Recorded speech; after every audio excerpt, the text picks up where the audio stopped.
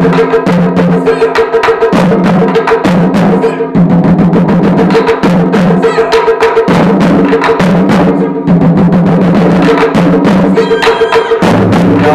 morning and welcome to the University of Colorado and our Asia Day.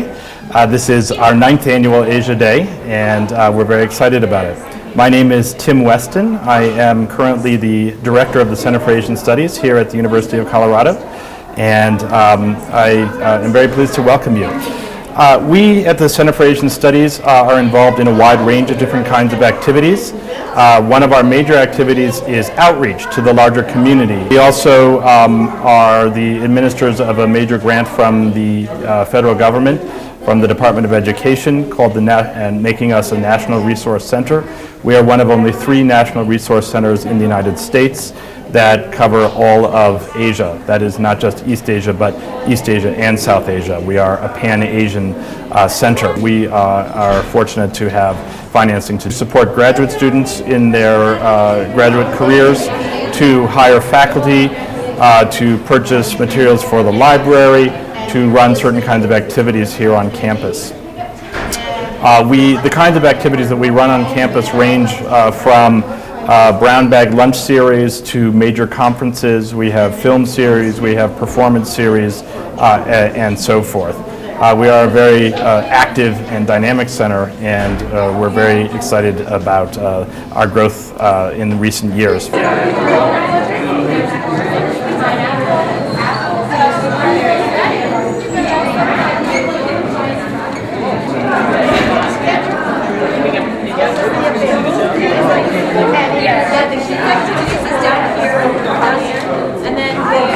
The other talks are on this floor and downstairs. Yeah, and those are all listed in here. Sort out yourself.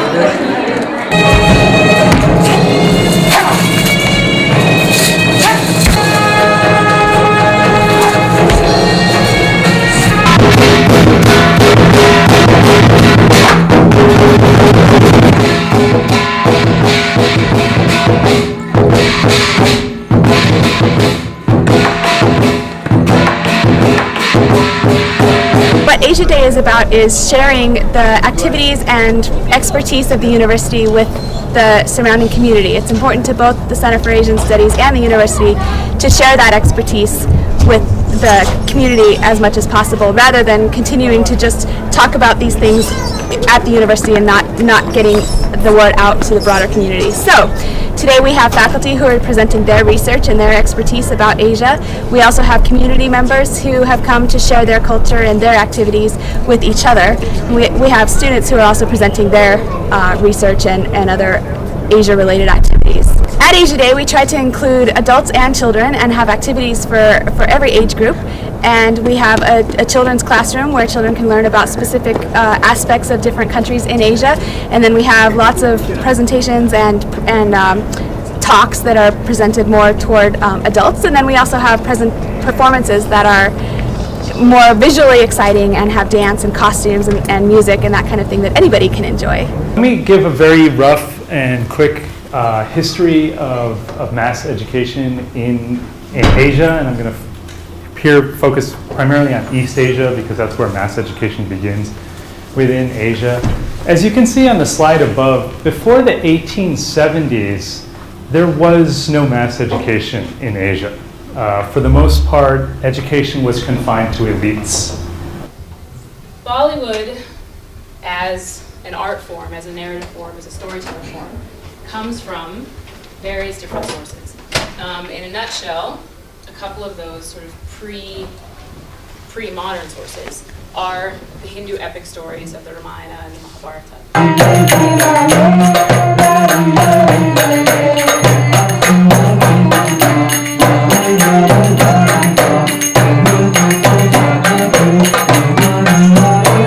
CU Outreach Program is one of the only outreach program in the country that combines 3 regions of Asia. So we have South Asia, Southeast, and West Asia, including the Middle East. So it is a pretty ambitious program. We started in 2006 And since then, we have done several workshops intended for secondary school teachers as well as middle and elementary school teachers. We have done workshops focusing on India. For instance, we have done a workshop about religious pluralism in India. We have also recently done this workshop addressing the Middle East, which is entitled Bringing the Middle East into the Classroom Using Technology to Teach about the Middle East. We started a new workshop intended for math and art teachers. This is new because we have traditionally been focusing on social studies teachers. And this one was entitled Exploring the Intersection of Math and Art Using Columns, which is a Hindu spiritual designs that they make in South India. So it was kind of an interesting way to teach math and art using Indian and Hindu tradition. We have a really high concentration of expertise on campus, and the SEWA program is one of the ways to be a bridge between the CU community and the outside broader community. That's why we do this outreach to K-12 educators. And we also do outreach to local businesses and local communities. And Asia Day is an example of that. And this is girl. And there were 4 hanbok. So the former ones we wear the top from the head to toe. So she also wear the hat named Jobari, the embroidery, and then very decorated on the top. And then this is the tani, like a vest. And this is the wedding ceremony. So people have a traditional ceremony in wedding as well as the Western ceremony. So this is very expensive to rent or buy it. We have a mission to work specifically with elementary and secondary teachers and indirectly with their students to improve the way they teach about Asia in the classroom. So we try to develop a number of programs that meet their curricular needs. What do they have to teach about Asia and how can we help them do that better? So we have a broad range of programs that are funded by federal and private foundation sources. One program is called the National Consortium for Teaching About Asia. We work with about 1,000 teachers a year, taking them through a 30-hour seminar on Asia, providing them with materials that they will take back into their classroom. Another program that we have really that works just in the state of Colorado is our school year workshop program. Our 2 programs, the program for Teaching East Asia and our South, Southeast, and West Asia program, work together to coordinate a series of about 10 one-day workshops a year for elementary and secondary teachers.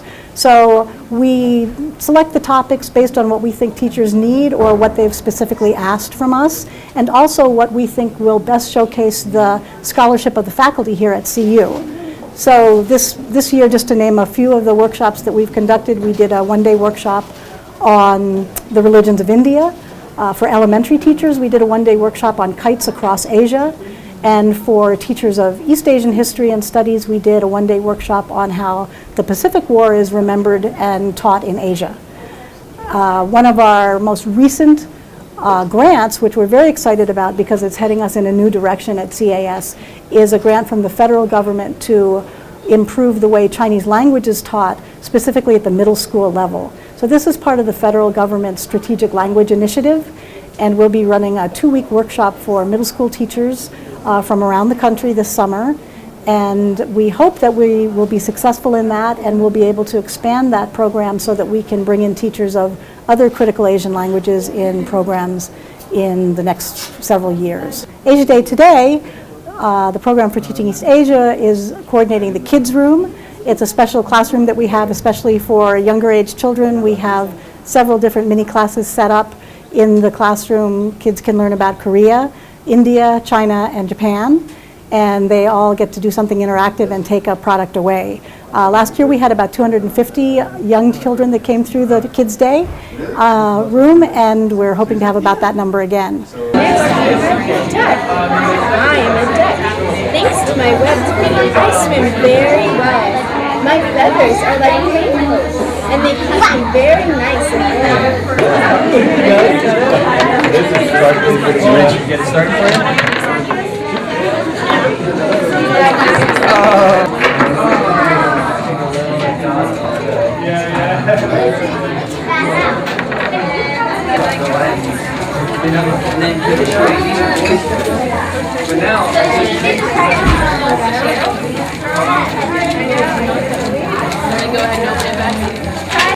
Well, I like the paper cutting too.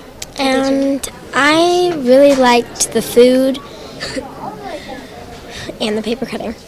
My butterfly, it's actually a moth.